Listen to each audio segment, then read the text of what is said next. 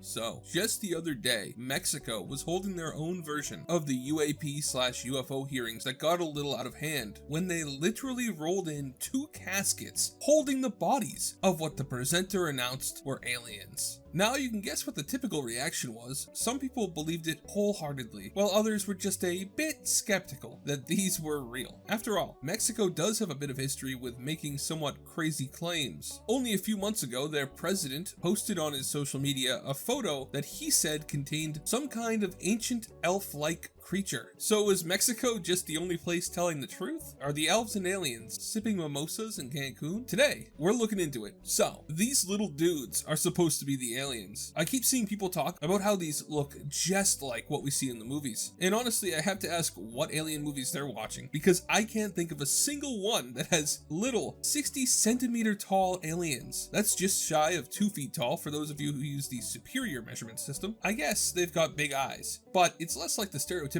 alien look and more like a regular old reptile. Also, the head isn't as big as it would be in the movies. But okay, whatever. Let's assume that these people have all been watching alien movies where tiny little green men come out of their tiny spaceships and start attacking everybody's ankles. The more valid criticism of these mummies is that the guy who brought them to the Mexican Congress has been known to do some hoaxy things in the past. Jaime Maussan is who brought the 1,000-year-old mummies in there. Some people are saying that the Mexican government brought them in, but that's not true. He's not a member of the Congress. However, he did have to convince enough members of their Congress of the veracity of his claims for them to endorse him enough to be given the time to speak at the hearing. They don't just let any old bozo walk into Congress with little green men. He is, however, widely viewed within Mexico as a sort of meme for the claims that he's made in the past. In fact, it looks like he had come forward with a mummy similar to these ones in the past, which was debunked. He has criticized the debunk because the debunkers never actually laid eyes on, ran tests on, or even looked at the specimen in person. Critical's most recent video about this situation has a video in it that explains the debunk.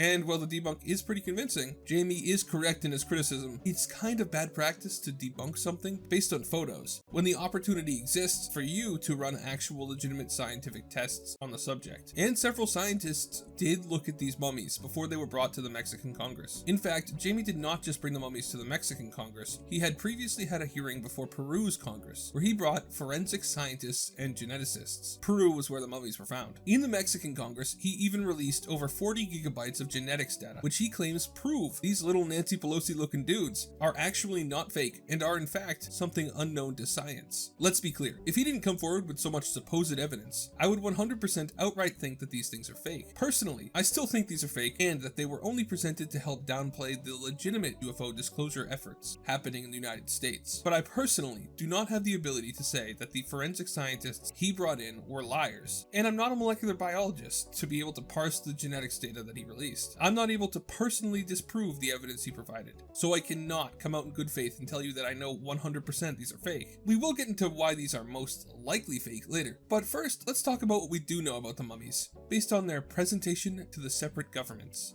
Now, I need to give credit to a guy named Clint Elric on Twitter for digging most of this information up. Editing MattyO here, he's since updated with a number of things that he finds strange about the following, which might end up being more evidence these are fake. Basically, DNA tests were done on these bodies by a team of scientists. A geneticist from UNAM, a large and respected university in Mexico, named Salvador Angel Romero, presented the findings, which showed that 70% of the DNA did not match any known animal, which would make these mummies something that not only is unknown on Earth, but something that is so unrelated to other Earth fauna that we don't even know where it would have evolved from or what it could possibly have evolved into. It's not something that makes much sense at all. More distantly related to the Earth's genetic tree than we are to bacteria. A forensic pathologist, Jose de Jesus Zalce Benitez, said that he studied the remains and found no evidence that they were fake. In fact, he said that it looked like the object was a single organism with a functional anatomy, which directly contradicts a lot of the debunking, which claims that the bodies are just animals all mashed together. And this forensic pathologist has actually seen the bodies and studied them, which the debunkers have not. Dr. Benitez also focused on one of the body's legs, saying that the femur and ilium show wear that appears natural, saying that it was a consequence of its existence. It was alive. He also said that the mummies have joint capsules, tendons, and ligaments, which would be almost impossible to artificially replicate. But that's just a couple of scientists who could be crazy, right?